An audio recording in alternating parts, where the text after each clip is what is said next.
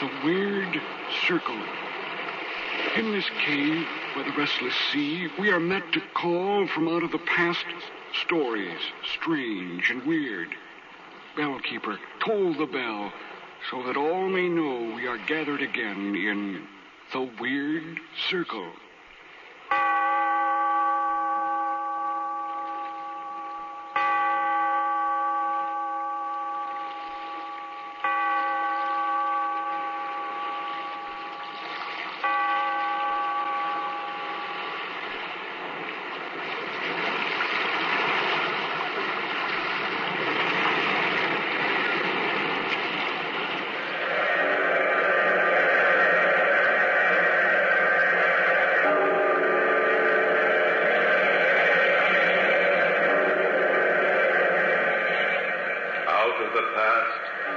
Of a world gone by, speak again the immortal tale, the Feast of Redgauntlet.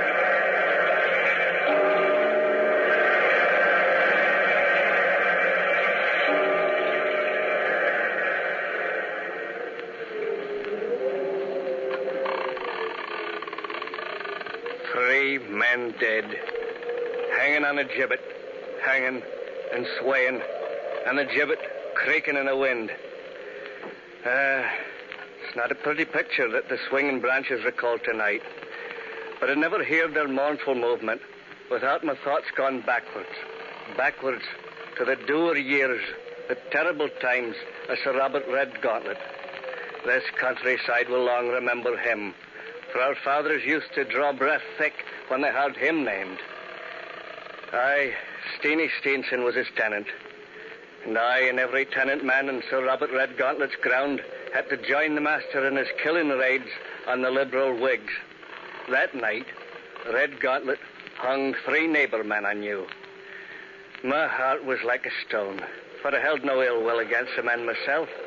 And worse luck would have it, I was the last man to leave the frightful scene, for Davy, my old horse, went lame on me. The 3 dead men hung high over my head, the gibbet creaking and swaying as I looked over Davy. When all of a sudden, a stranger rode up through the woods. A lean, gaunt creature he was, in loose, ill-fitting clothes, and his white mare made no sound as she stepped on dry branches. I stood frozen a minute, and then somehow I plucked courage to say, "What are ye, man or spirit?" "I'm a stranger to you, though I'm not a stranger in these woods. Do you know where you are, Steenie Steenson?" "Not rightly, sir. We rode and I drank a deal of brandy, for I didn't like the business we're about, and I paid little attention to our direction." "This is the wood of the dead, Steenie. If you kill in these woods, and you linger long enough for me to find you, then you must give an accounting." "I'll have you know, sir, I had no part in the hanging of those 3 men there. Rust their souls." "But your very presence gave consent. Did you protest?" "I'm a tenant to Redgauntlet. My fathers and forefathers lived on his land. And it's the unwritten law, sir. We think and do as the Redgauntlets. But I've no stomach for killing men on account of their opinions, sir." "Men like you, of weak wills, Steenie Steenson, let the Redgauntlets of the world rule with bloody hands. But you're in the wood of the dead tonight. And to these 3 men who hang on the gibbet, you must make some restitution."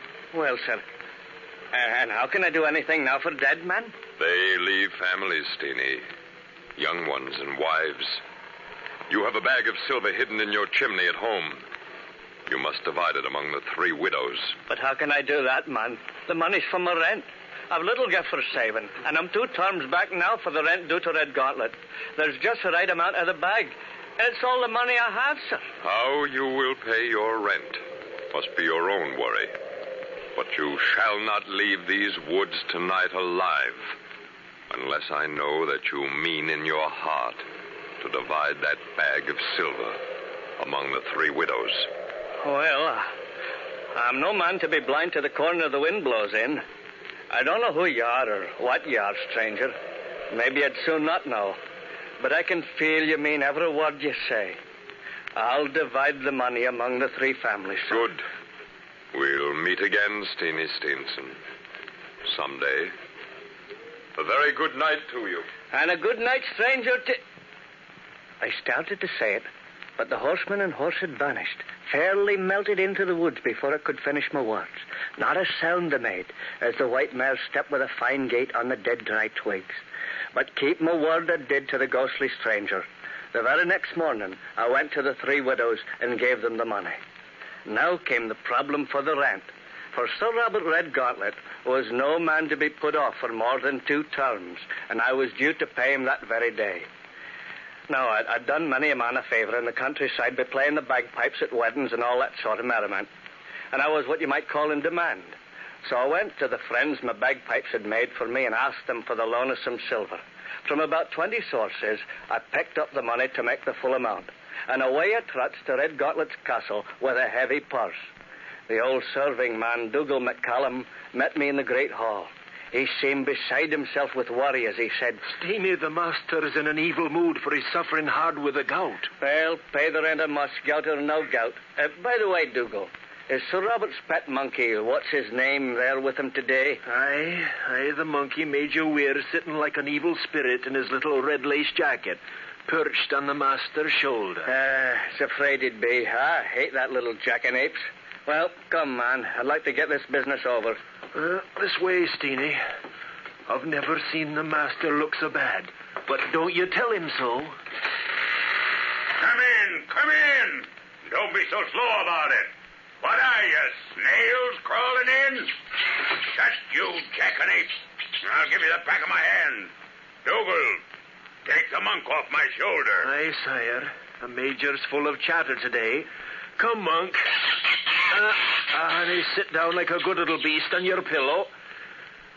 Sir Robert, Steenie Steenson's come to pay his rent. Yes, Sir Robert. Here I am, man. I see you, man. I see you. Are you come light-handed, you son of a thistle? No, Sir Robert. The rent for 2 terms is right here in the bag. Well, I'm surprised to get it all at once. This blasted gout is enough to drive a man to make a pact with the devil himself. Oh, don't say things like that, Sir Robert. The evil one might hold you to it. You hypocrite, Steenie. You know as well as I do that everyone believes I've already made a pact with the devil, and everyone's sure of where I'm going when I die. I never listen to gossip, Sir Robert. Now, if you'll count the silver and give me the receipt, I'd best be going. All right, Steenie. Dougal, take Steenie to the hall and give him a cup of brandy while I count the silver and make out the receipt. Come along, Steenie, with some right fine brandy just down from Edinburgh. I'm never a man, Dougal, to refuse a sample. Oh, my feet. That's this old blasted gout. Dougal! Aye? Bring me a bowl of cold water. The master is having an Hurry, attack you again. idiot! Oh, my heart. My heart. What's the matter? What can I do, Dougal? Is the master worse? Steenie, run, man. Get on your horse and fly for the doctor. I'll do that. Sir Robert looks bad to me. Out of Redgauntlet's castle, I rode as fast as I could, and rode hard to bring Dr. McKenzie. I felt in my bones this was no light illness of Redgauntlet's. The doctor and I were soon back in the castle, and as we opened the door, I thought how uncommonly quiet it was. Then old Hutchin, the butler, come toward us. You're too late, Steenie, with the doctor. Steenie and I rode as fast as we could. What happened, man? The worst. Sir Robert Redgauntlet is dead. Heaven keep his soul. Well. That's sad news, Hutchin. Of course, I'll have to confirm the death and make out the proper papers. Yes, sir, I know. This way, please, sir. I tiptoed out and left that place of death, for I knew I'd only be in the way. And so deep was I in the thoughts of Redgauntlet's end that I was a fair way home when of a sudden I remembered. Hadn't I left the silver for the rent there and never got a receipt? But then I considered old Dougal was a witness to the fact that I'd brought the money, and in due time it would all be put to rights. And so the matter would have been, had not the uncanniest bad luck happened the night before Redgauntlet's funeral. That night, old Dougal invited Hutchins to his room for a round of drinks before they went to bed. Hutchins told me more than once about that strange night. Hardly was he seated in the room when Dougal said, Hutchin, we've both served the dead master a long, long time. Aye. And though Redgauntlet may have used an iron hand to others, he was good to us. Well, here's long life to you, Dougal. Thank ye, Hutchin. But I know I'm not long for this world. Oh, come now. Don't let the master's death make you morbid. It's not that I'm morbid, but you know the master and I were more like two brothers. I've followed Sir Robert through good and ill, through pool and stream. I've followed with a blind devotion. And though the master goes to the evil place, I too would have to follow. And I think it won't be long. Man, get hold of yourself. I'll begin to think Sir Robert's death has turned your reason. You're sure to think that when you hear what I have to tell you. As you know, Redgauntlet lies in state in his own room, and I've been sleeping as usual in the room which adjoins his. If you remember, Sir Robert used to blow on his small silver whistle for me to come and turn him over in his bed. Well, Hutchin, as true as I'm alive this minute, every night since Redgauntlet's death, I've heard that whistle. I've heard that silver whistle blow of the night. Dougal, you make my hair stand on end. Man, you must have dreamed such a thing. I did not dream it. I heard the silver whistle, and so frozen was I with terror that I did not stir. But in the daytime my conscience hurt me, for I can't let even death break my service to Sir Robert. Listen, there it is. Redgauntlet's silver whistle. The Lord keep our souls. It's an awful sound. I've got to go, Hutchin. I've got to answer Redgauntlet's call, just as I used to. But, man, you cannot be turning a corpse over in its bed. I've got to go. Stand by me, Hutchin. At least, go with me to Redgauntlet's door. I have no will for such doings, but I can't fail you in a pinch like this. Come, then. The master is impatient. Never did this hall seem so long, Dougal. Aren't we two addle-headed old men to be answering a silver whistle blown by a dead man? And on second thoughts, Dougal, maybe we only imagined we heard the whistle. We did not dream it, Hutchin. Oh, well, we're near to the master's bedroom now. I dread opening the door. Aye, the light of the candles might reveal to us more than we want to see. But open the door we must. Dougal, look. The dead master lies just as we left him. Dead and quiet. But, Hutchin, look. Look on the foot of the bed. It's the foul fiend himself, the evil one.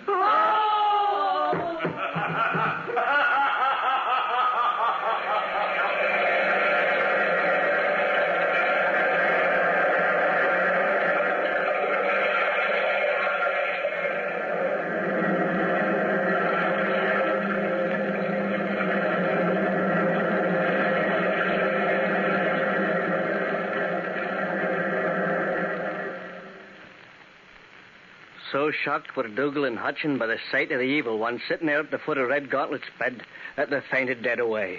Finally, when Hutchin came out of the faint and gathered his wits about him, he found old Dougal lying in a heap dead. Dougal had joined Redgauntlet in the last long journey. Now, when I heard about Dougal's death, I felt sad indeed, but I'm afraid I felt more pity for myself than anyone, for Dougal was the only witness to the silver I'd left for the 2 terms of rent. Now, Sir Robert Redgauntlet's son, Sir John, had come up from London for the funeral and to put things to right. In due time, he called me to come to see him, for I knew for certain he would. I stood before him in the great hall, and Sir John said, Steenie Stevenson, you're down here for 2 terms' rent. That's a whole year.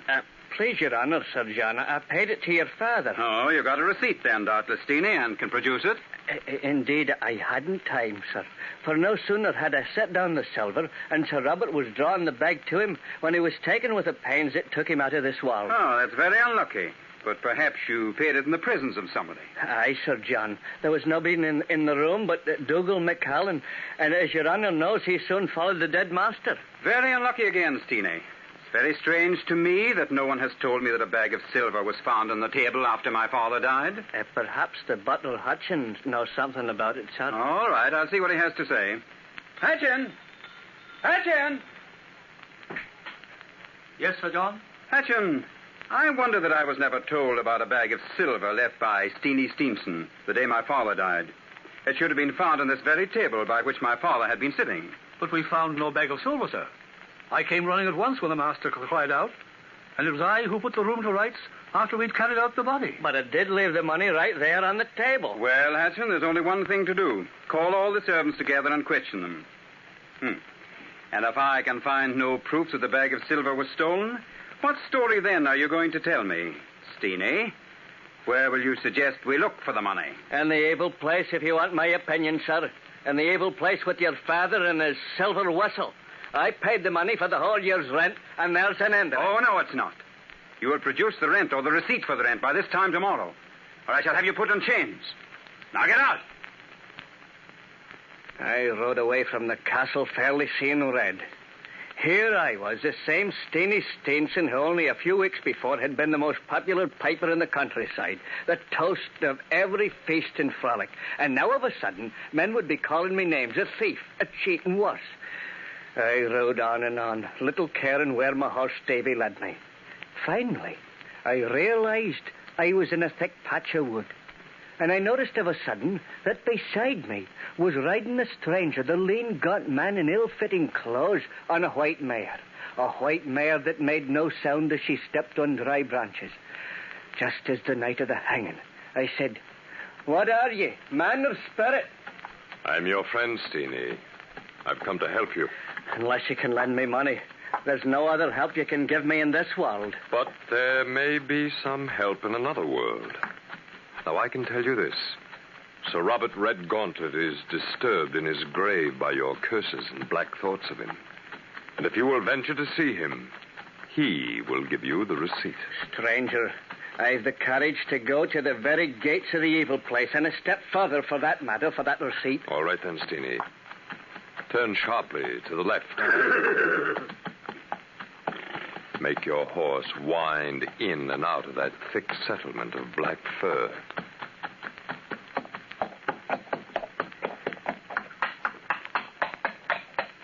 Here we are. But I can't believe no one eyes, sir. We're in the courtyard of Redgauntlet's castle. Why, the estate is miles away from this place. Yours is not the question, Steenie. Go to the castle door. Dougal will let you in. Dougal? Why, the man's as dead as a mackerel. What place am I in, sir? Courage, Steenie. Remember, you must get that receipt. Go to the door. Yes, sir. Yes, sir. Go I will. For it'll soon be dead myself as to be in the fix I'm in.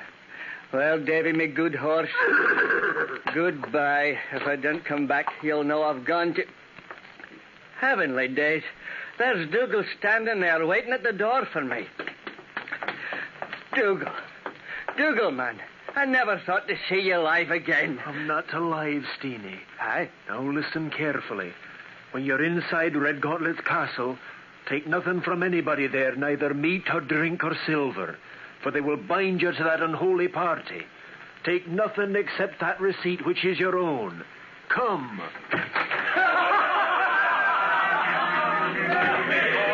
Oh, Dougal, what a ghastly scene of revellers. There's the fierce Middleton, and the dissolute Ross, and the crafty Lauder there, and the wild Bunshaw, and all the other wicked ones I've known and played the bagpipes for at feast. And every one of them dead now. And yet I see them laughing and reveling there. But take note, Steenie, in death as in life, it's my master, Sir Robert Redgauntlet, who has the place of honor at the feast. Look, friends, it's Steenie Steenson. Look who's come to visit us. Come close, Steenie. And come close. Yes, sir. How's your health, Sir Robert? Did you hear that, man? How's my health? Why, Steenie, it's as bad as could be expected. Well, I'm sorry, sir. But where's Major, your monkey? It seems strange to see you without your pet, sir. Here is a little cushion ready for the monk. And before nightfall tomorrow, the little ape will be with me. Well, let's get to business. You've come here for that receipt for your year's rent, haven't you, Steenie? Yes, sir, and if you'll kindly give it to me, I'll go. Oh, but first you must play me a tune of the bagpipes. Dougal, you name of Beelzebub. Bring Steenie the pipes I've been keeping for him. Robert, Sir Robert, this scene and your awesome presence have fairly taken my breath away. I fear I have none left to play the pipes, sir. Then you must eat and drink, Steenie, for we do little else here. And it's likely to be ill speaking between a full man and a fasting one. I've not come to eat or drink, sir, but simply for what's my own. Give me that receipt. All right, you pitiful cur.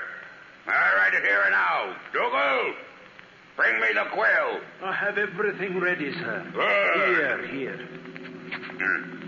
This 25th of November, from my appointed place, I, Sir Robert Redgauntlet, do assert that Steenie Steenson paid me in silver 1 year's rent. Here, Steenie's your receipt. Thank you, sir. And tell my rogue of a son to go look for the bag of silver in the cat's cradle. And the cat's cradle, yes, sir. Thank you, sir. No, not so fast, my man. I'm not done with you. Here we do nothing for nothing. On a year this very day, you must return and pay the pipes for me. That will be your payment and my pleasure. I dinna care a rap for your pleasure, sir. I refer myself only to the good Lord.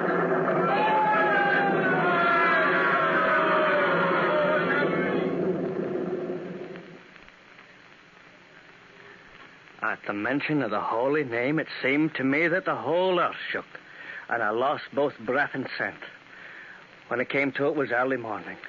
I was in the woods, a full 5 miles from home, and Davy, my horse, was feeding nearby. And then I laughed, and I thought what a nightmare of a dream I had. But then I realized I was holding something tight in my hands. And I looked, and I found I held the receipt for the rent, signed by Sir Robert Redgauntlet.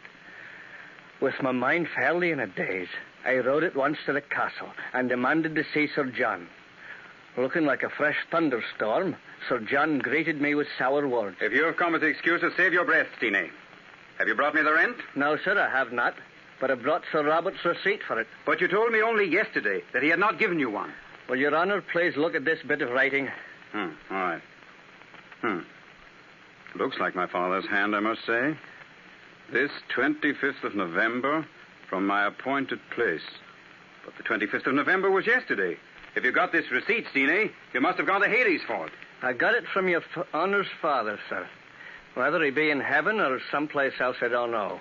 And besides, Sir Robert sent a message to you. He said you were to look for the bag of silver at the cat's cradle. I'm beginning to think you're either mad or a sorcerer. And I hope you recall it was only a month ago in the village when a sorcerer was burned at the stake. I admit I've a long, strange tale to tell, sir, but you'll only believe it if we do find that bag of silver in the cat's cradle. Oh, I never heard such childish nonsense. I don't know any place around here by that name. Please, sir, ask old Hutchin. He knows things about the castle that everybody else has forgot. All right. You rang, sir? Hutchin, do you know a place about the castle called the Cat's Cradle? Oh, yes, sir. It's a ruinous turret long out of use, next to the clock house. One can only get to it by a ladder, for the opening's on the outside. It's many long years since I've heard anyone inquire about the Cat's Cradle. Thank you, Hutchin. Come along, Steenie. We'll go to the Cat's Cradle and see what we find. Just in case I need it, I think I'll take this pistol. That was my father's. For what purpose, sir? It has silver bullets. And they say that silver bullets are the only kind effective against mad men and sorcerers. Come, Steenie. Yes, sir. I hope for your sake I find something up here, Steenie. What could that be? Oh, Sir John, that's your father's silver whistle. Come down, sir. Come down. I'm afraid you'll see there, sir. Nonsense. I'll find out for myself. There's Redgauntlet's pet monkey, Major Weir. Look, Steenie. It's the monkey that's blowing the whistle. Be careful, Sir John. That monk can be mean, awful mean, sir. Oh, I can take care of myself.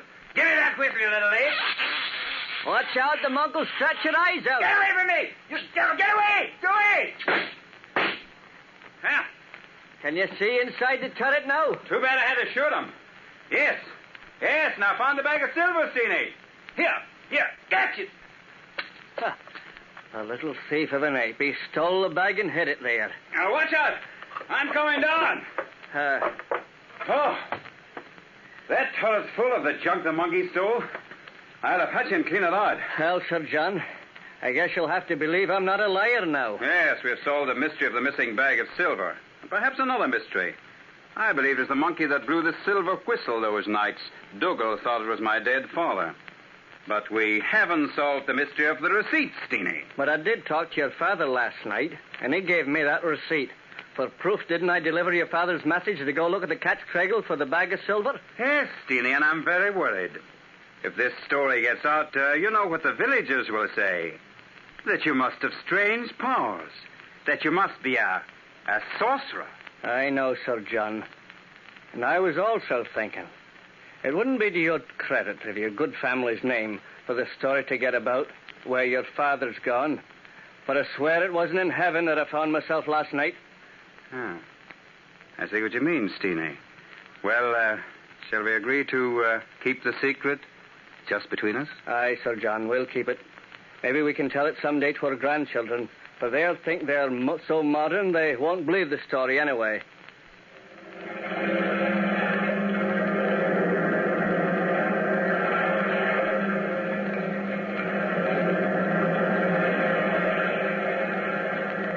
From the time-worn pages of the past, we have brought you the story, The Feast of Redgauntlet.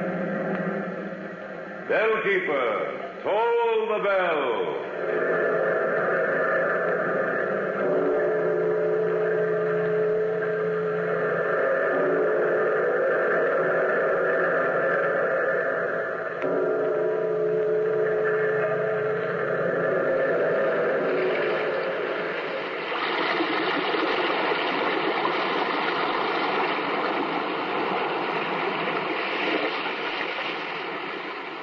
From the time-worn pages of the past, we have heard another immortal tale in The Weird Circle.